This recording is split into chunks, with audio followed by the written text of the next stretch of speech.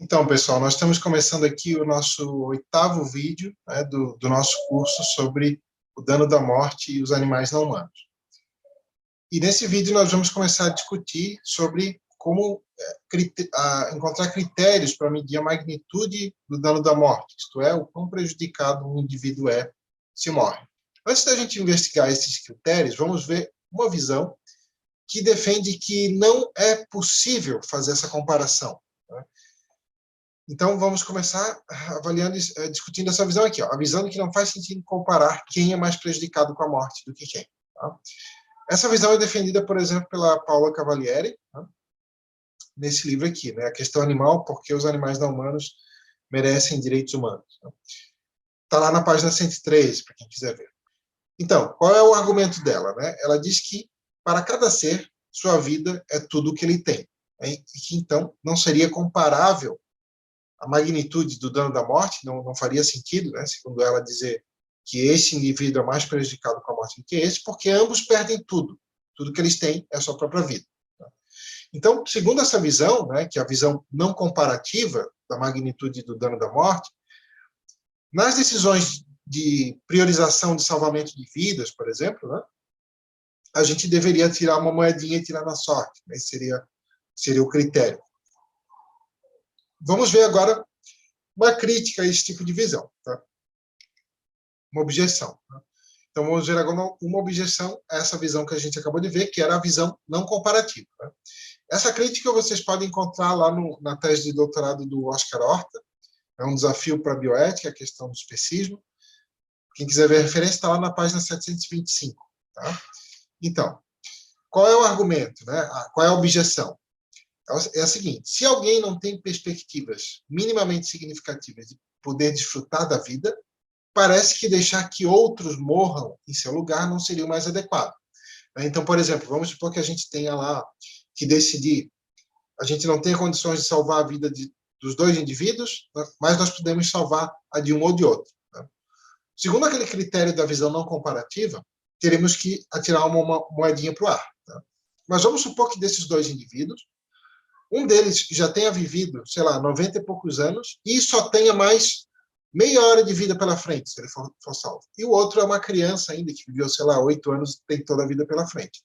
Bom, parece que atirar uma moedinha, nesse caso, não seria o mais adequado. Para a gente chegar nessa conclusão, que eu defendi agora, a gente parece que tem que assumir, né, isso aqui, né, que normalmente é pior morrer aos 10 anos de idade do que morrer aos 80. Mas, é claro, a gente precisa explicar por que isso seria assim. Né? Então, agora vamos abordar duas possíveis explicações disso. Tá? Bom, então, uma dessas explicações faz referência a fatores futuros. Tá? Perspectiva futura de como vai ser aquela vida. E outra faz referência aos fatores passados, como é que foi a vida até então. Vamos ver cada uma separadamente. Vamos ver primeiro a explicação que faz referência ao futuro. Né? Por que é pior morrer aos 10 anos do que morrer aos 80? Bom, porque morrendo aos 10 anos, a quantidade de eventos positivos que a gente teria pela frente para experimentar ainda, e não vai acontecer, é muito maior do que se a gente morrer aos 80. Tá? Essa é a explicação. E qual é a fundamentação disso? A fundamentação é isso aqui. Ó.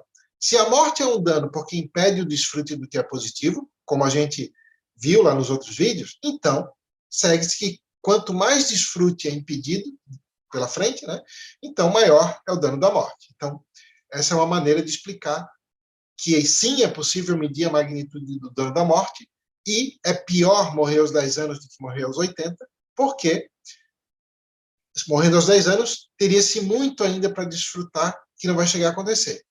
Vamos ver uma segunda explicação. Tá? Essa segunda explicação, ela faz referência aos fatores passados. Tá? Diz o seguinte: se a gente morrer aos 10 anos, e não aos 80, morrendo aos 10 anos, a gente é mais prejudicado, não porque teria mais pela frente para desfrutar, mas porque desfrutou menos até agora. Até os 80 foi desfrutado mais e até os 10 foi desfrutado menos. E tem duas maneiras de tentar fundamentar essa conclusão. Uma delas, por exemplo, seria se basear em uma teoria uma avaliação da magnitude do dano da morte típica de uma teoria normativa prioritarista, e outra seria avaliar a magnitude do dano da morte de uma maneira típica de uma teoria igualitarista, que são duas teorias que normalmente dizem, né, prescrevem dar mais para quem tem menos, né? Mas por razões diferentes, que a gente vai ver agora. Quem quiser ler mais sobre essas teorias, vou deixar o link aqui na descrição, tá? Lá no site da Ética Animal tem um texto sobre cada uma delas. Bom, uma maneira de fundamentar que quanto menos alguém viveu, mais prejudicado é com a morte, é apelando ao princípio do prioritarismo, que diz o seguinte: quanto menos alguém desfrutou de um determinado tipo de bem, no caso é o bem de desfrutar da vida, mas poderia ser qualquer outro, né? Quanto menos alguém desfrutou de um bem, mais valor tem para esse alguém continuar desfrutando desse bem, ter unidades adicionais desse bem. Então, essa seria uma maneira de dizer por que morrer aos 10 anos é pior do que morrer aos 80. Porque se morremos aos 10 anos, desfrutamos menos da vida, né? E isso faz com que o que resta ainda da vida para a gente desfrutar tenha mais valor para a gente naquela idade. Bom, uma outra maneira que vai chegar na mesma conclusão, uma outra maneira de fundamentar, é a partir do princípio igualitarista que visa diminuir a desigualdade. Tá? Então, veja que nessa primeira explicação aqui, baseada no prioritarismo, não é comparativo entre dois indivíduos. Só diz o seguinte: quanto menos um indivíduo desfrutou, mais valor tem para ele o que resta ainda para desfrutar. Independentemente do quanto outros não desfrutaram ainda, ou já desfrutaram mais do que ele. Já a segunda explicação ela é comparativa. Né? O princípio igualitarista ele é comparativo porque ele visa diminuir as desigualdades entre os indivíduos. Né? Então, essa segunda explicação diz o seguinte: se a nossa meta é a justa distribuição de um bem, então, quanto menos alguém possui de determinado bem, nesse caso o bem é o tempo de desfrute da vida, né? O tempo e a qualidade, depois a gente vai ver, quanto menos alguém tem desse bem, mais prejudicado é se for impedido de continuar a desfrutá-lo. Né? Então, se a gente tem como meta diminuir a desigualdade na distribuição dos bens, então tem que dar mais para quem tem menos. Essa é a ideia. Temos uma explicação que apela ao futuro e outra que apela ao passado. Né? Por vezes elas vão concordar. Né? Por exemplo, em que casos que elas vão concordar? Quando quem desfrutou menos também teria mais pela frente para desfrutar. Que é o caso, né, de comparar morrer aos 10 anos e morrer aos 80. Né? Se a gente comparar a criança de 10 anos e o idoso de 80, né, a criança parece ser mais prejudicada com a morte, tanto porque ela teria muito mais pela frente para viver e não vai aproveitar, quanto porque ela viveu menos. Mas, por vezes, essas duas explicações vão conflitar. Quando? Né? Em casos onde quem desfrutou mais, né, já desfrutou mais, também teria mais pela frente para desfrutar. Né? E quem tem menos, teria menos pela frente para desfrutar. Vamos ver um exemplo. Vamos supor que a criança, né, viveu até agora 10 anos, né, só que ela só teria mais 10 pela frente. Vamos supor que ela tem uma doença que sabe-se que ela vai morrer em 10 anos. E o idoso, ele já viveu 70, mas vamos supor que ele poderia viver mais 15. Né? Então, nesse caso, quem viveu mais teria mais pela frente para desfrutar. E quem tem menos teria menos pela frente para desfrutar. Então, se a gente se baseasse nos fatores futuros, teríamos que priorizar salvar a vida do idoso, né? Nesse caso. Se a gente se basear nos fatores passados, teríamos que salvar a vida da criança, mesmo que ela tenha menos pela frente para viver. É claro que aí a gente tem que pensar assim, tá, mas qual é o ponto, assim, né, se a gente for levar em conta essas duas coisas, onde que é o ponto que, quando conflitam esses parâmetros, a partir de quando pesa mais o quanto alguém viveu, ou a partir de quando pesa mais o quanto que teria pela frente para viver? Né? Como que a gente vai comensurar esses dois parâmetros? Tá? Então, uma maneira de fazer isso é a partir do critério dos anos de vida ajustados à qualidade. Então, é isso que a gente vai ver agora, tá? Que é um dos critérios bastante utilizados aí para pesar a gravidade do dano da morte. Tá? E a gente vai ter que levar em conta não só o tempo, mas a qualidade de vida. Tá? Então, lembrando, né, isso é uma tentativa aqui de comensurar esses fatores que dizem respeito ao passado e ao futuro, né? E ver a partir de quando que um tem prioridade sobre o outro. Né? Mas vamos ver, antes de tudo, vamos ver por que é importante levar em conta não só o tempo de vida, mas a qualidade de vida. Bom, então vamos falar agora, né, da importância do fator qualidade de vida. Então, o tempo de vida, né, seja lá se a gente levar em conta só o futuro, só o passado ou ambos, né, não parece ser tudo o que importa para medir a magnitude do dano da morte. Vamos ver por quê. Então, vamos ver aqui um exemplo, né? Primeiro, em relação ao futuro. Lembrando que é um exemplo, né, que visa mostrar por que é importante levar em conta a qualidade de vida e não apenas o tempo de vida. Vamos supor que os indivíduos, né, A e B viveram até agora a mesma quantidade de tempo.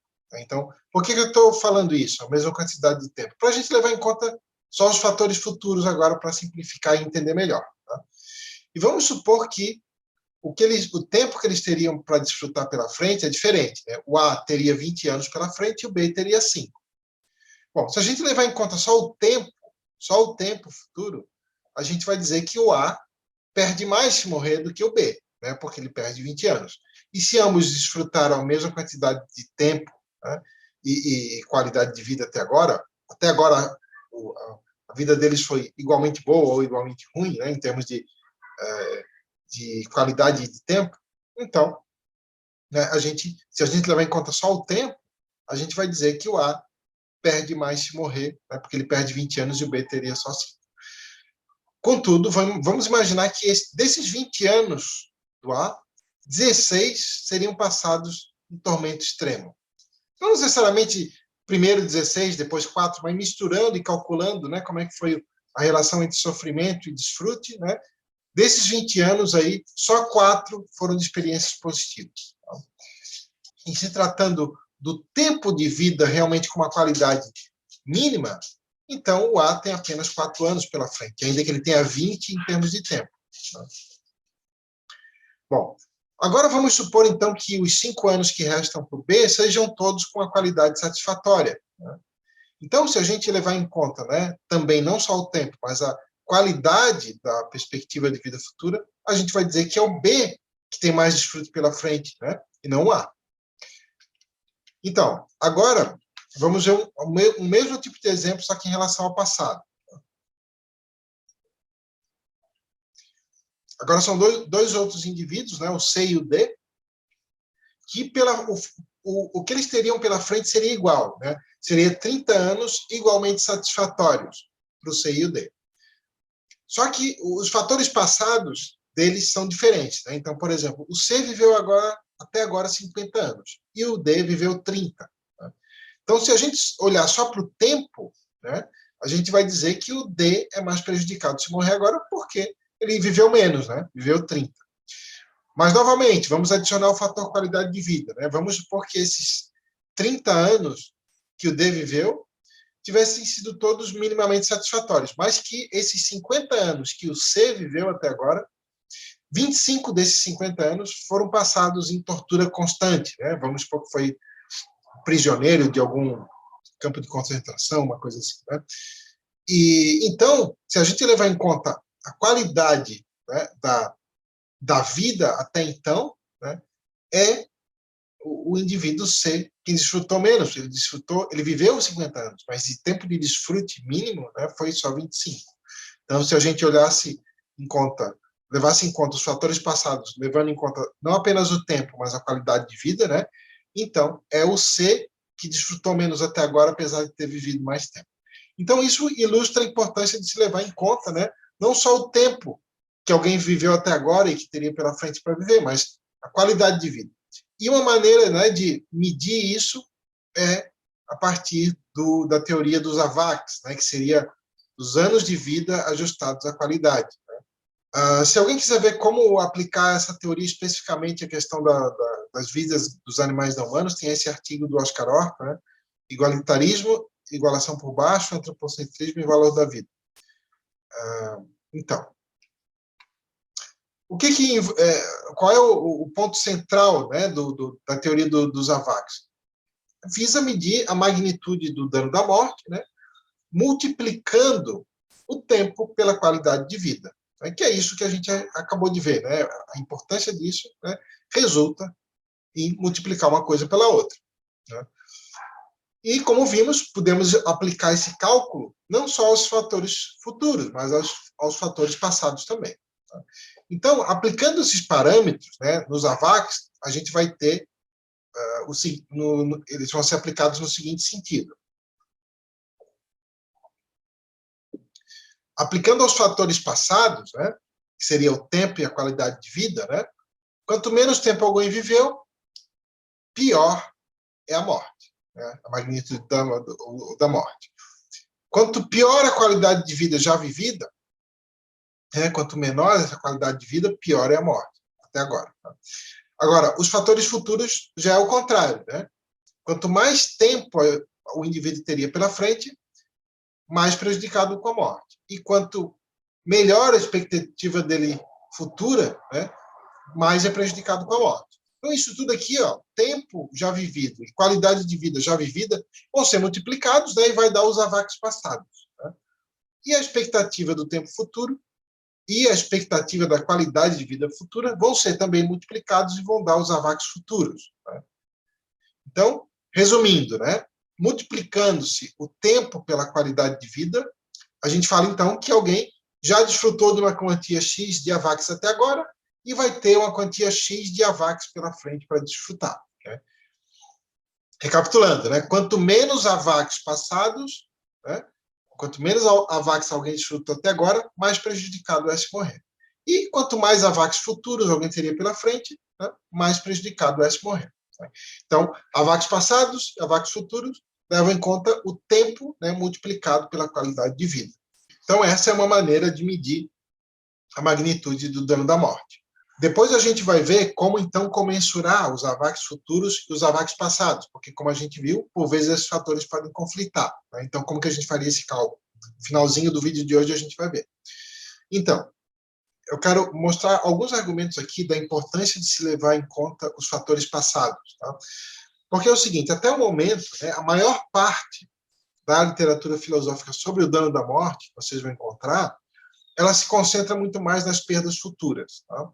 Mas vou mostrar aqui alguns argumentos, né, que alguns autores têm endereçado para defender a importância de se levar em conta os fatores passados também. Tá? Então, novamente, dá de defender a importância dos fatores passados, né, a partir de dois tipos de fundamentação. Uma no estilo, né, da teoria ética prioritarista e outro no estilo da defesa de uma teoria ética igualitarista. Tá? Então, vamos ver primeiro a defesa prioritarista. Bom, né, o princípio do prioritarismo diz que quanto menos alguém desfrutou de determinado benefício, né, mais valor tem uma unidade adicional desse benefício. Tá? Então, basicamente, aqui é o seguinte, né? Quanto pior é a situação de alguém, mais valor tem melhorar a situação desse alguém. Resumindo, é isso, no princípio prioritarista. Né?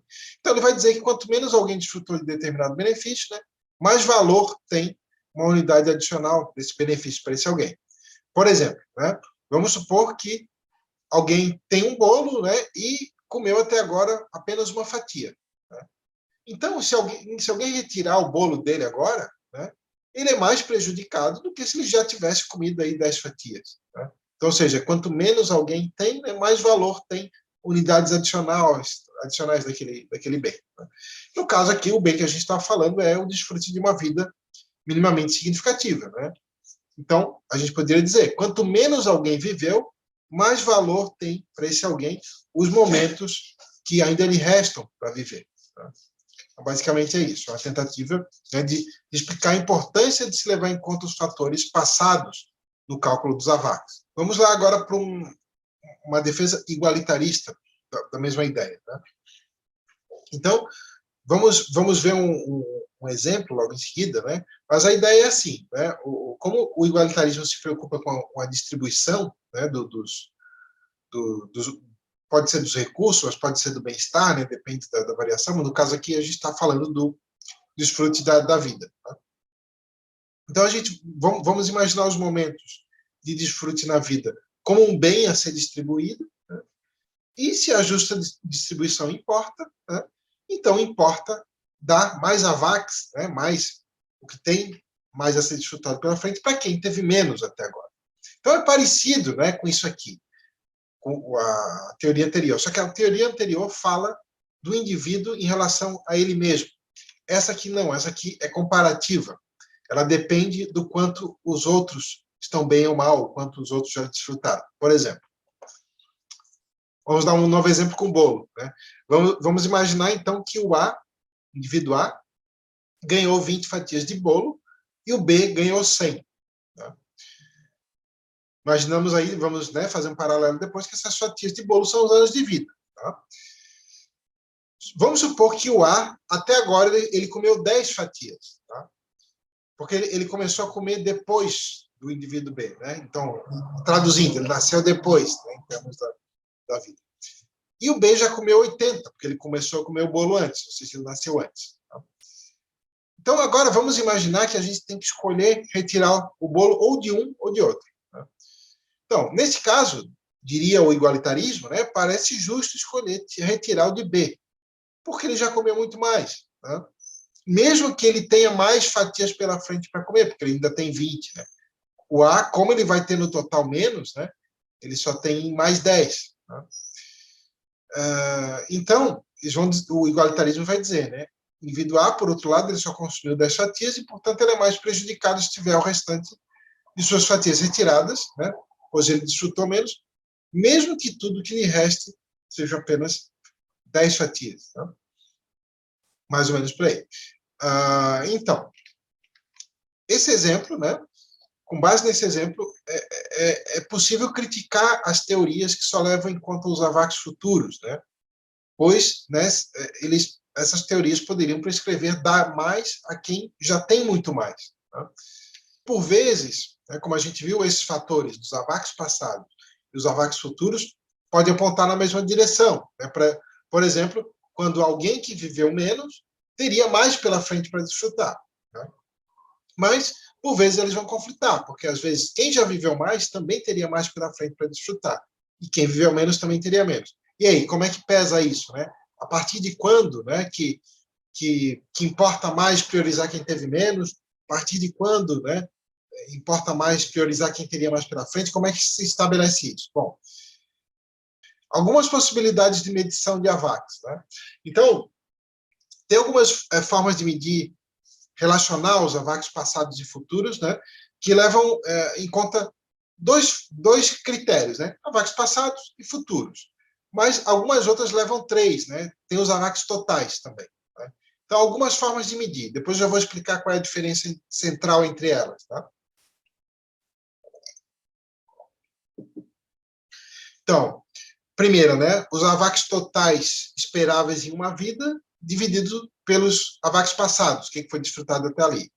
2, os AVAX futuros, dividido pelos AVAX totais esperáveis em uma vida. 3, os AVAX futuros, divididos pelos AVAX passados. 4, os AVAX futuros menos os AVAX passados. Né? 5, aí primeiro, dividir os AVAX totais, né, pelos AVAX passados e somar com os AVAX futuros. Bom, qual é a grande diferença entre essas 5 formas de medir? Né? A diferença principal está entre 1, 2 e 3 estão num grupo, tá? E a 4 e 5 estão em outro. Tá? Então, nas 3 primeiras formas de cálculo, a magnitude do dano da morte depende de onde alguém se encontra agora, no momento atual, em termos da porcentagem do valor total que esse alguém desfrutaria na vida. Não importa o tamanho desse valor total. Depois a gente já vai ver um exemplo, tá? Para ver como é que isso funciona na prática. Tá? Mas, por exemplo, assim, você tem um indivíduo que vai viver 10 anos e outro que vai viver 90. Se cada um deles viveu 70% dos seus AVAX, né, até agora, ambos seriam igualmente prejudicados com morte, de acordo com as 3 primeiras maneiras de medir. Já a quarta e a quinta não depende só de que porcentagem do seu total alguém está até agora, mas depende também do tamanho desse total. Vamos ver, eu montei uma tabelinha aqui, ó. Então, só explicando, né? Aqui nós temos os indivíduos A, B e C, tá? E aqui são os AVACs de cada um desses indivíduos, né? Então, os AVACs até agora, os AVACs a desfrutar pela frente, né? E os AVACs totais, né? Então, por exemplo, o total do A seria 90, né? Do B 60 e do C 30, tá? Então, o A desfrutou 30 até agora, então ele tem 60 pela frente. O B desfrutou 20, ele tem 40 pela frente. O C desfrutou 10 e tem 20 pela frente. E aí eu peguei 2 exemplos de fórmulas de cálculo daquelas 5. Peguei a primeira e a quinta. Por que eu só peguei a primeira e a quinta? Porque se a gente for aplicar a primeira, segunda e terceira e botar num gráfico, assim, a curva dá quase exatamente igual. Tá? Então, isso aqui, essas fórmulas de cálculo dão muito, muito parecidas os resultados. Tá? E a quarta e a quinta também entre si. Então, basta escolher uma representante de cada grupo. Né? Então, peguei a 1 para representar os 3 primeiros e a quinta para representar o quarto e quinto. Tá? Então, aí nós temos várias formas de calcular. Né? Então, vamos pegar a primeira e a quinta e vamos comparar aqui. Ó. Olha só que diferente. Né? Então, se a gente pegar a primeira, que é dividir os AVACs totais pelos AVACs desfrutados até agora, né? Então, aí a gente, né, 90 por 30 dá 3, né? Então, o indivíduo A seria prejudicado com a morte em 3. O indivíduo B, né? Então, a gente vai dividir 60 por 20, também dá 3. Então, ele é prejudicado com a morte na mesma medida que o A. E o indivíduo C, né? Você vai dividir 30 por 10, também dá 3. Né? Então, isso significa que, segundo essas primeiras formas de medir, o que importa é a porcentagem no qual o indivíduo está do seu total de vida. Né? É assim que se mede a magnitude do dano da morte. Então, não importa o tamanho desse total, os indivíduos vão ser igualmente prejudicados com a morte se tiverem igualmente na mesma porcentagem. Já na quinta forma de medir é diferente. Né? Então, a gente vai primeiro dividir os totais, né, os AVACs totais pelos passados, né, e daí nós vamos somar com os futuros. Né? Então, claro que dividir os totais pelos passados de todos dá 3, né, mas aí nós temos que somar com os futuros. Né, e como os futuros aqui é diferente de cada um, 60 mais 3, 63, né, 40 mais 3, 43, 20 mais 3, 23. E aí, sim, segundo essa forma, a quinta forma de medir, eles são prejudicados com a morte em graus muito distintos, né? O A, o B e o C, porque eles têm AVACs futuros diferentes, né? Até agora, muito diferentes. Bom, agora, só para a gente concluir esse raciocínio, né? O que isso tudo tem a ver com a magnitude do dano da morte para os animais não humanos? Tá? Bom, primeiro ponto, né, importante para se concluir é que, como vimos, a teoria dos AVACs, ela mede a magnitude do dano da morte a partir do tempo, né, e da qualidade de vida. Né? Então, de maneira alguma, daria de se utilizar essa teoria para defender uma concepção antropocêntrica dos esforços aí contra matar e para salvar vidas. Né? Porque o que importa para essa maneira de medir é o quanto alguém já viveu, eu teria pela frente para viver, e a qualidade de vida como foi até agora pela frente. Não é a qualidade de vida dos humanos, o tempo de vida dos humanos. Tá? Bom, poderia ser objetado o seguinte, que se a gente levasse em conta apenas os fatores futuros, né, como o lifespan dos humanos típico aí de 80, 85 anos, né, então poderia se dizer que normalmente eles são mais prejudicados com a morte. Né? Bom, primeiro ponto em relação a essa objeção é que isso não seria verdade em relação a vários tipos de animais, né? Porque tem outros tipos de animais que o lifespan típico biológico é muito maior, né? Por exemplo, certos tipos de tubarões, baleias, tartarugas, né? Tem alguns que chegam a viver centenas, né? Muitas centenas de anos. E se a gente fosse se basear somente nos AVACs futuros, né? Muito provavelmente a gente deveria priorizar salvar esses animais e não os humanos. O segundo ponto é que, assim, isso que a gente fala agora é a estimativa média, né, do lifespan dos humanos, aí 80, 85 anos. Né? Mas, se a gente comparar indivíduo por indivíduo, nem sempre vai ser assim, nem sempre são os humanos que vão ter mais AVACs futuros. Né? Por exemplo, se a gente comparar um humano de 80 anos, né, com um porquinho de 5 anos, muito provavelmente o porquinho tem mais AVAX pela frente. Né? Então, nem sempre dá de concluir que é os humanos, né, que tem mais AVAX pela frente. E, como vimos, parece que é importante levar em conta também os fatores passados, né, os AVAX passados.